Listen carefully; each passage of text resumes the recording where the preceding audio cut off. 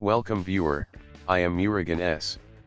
This video tutorial describes how to disable lock screen and login password in Windows 11. Type sign in options Windows search bar.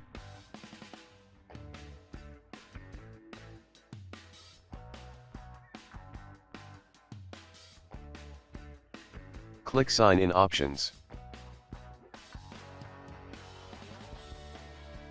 Select never under require sign in. Click search icon. Type NetPLWiz. Click NetPLWiz. Uncheck users must enter a username and password to use this computer.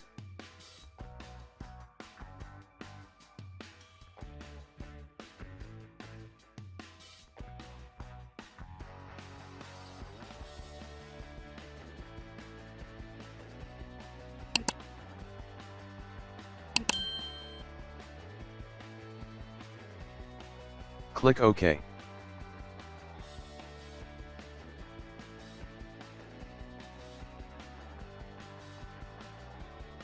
I hope this video tutorial helps to you.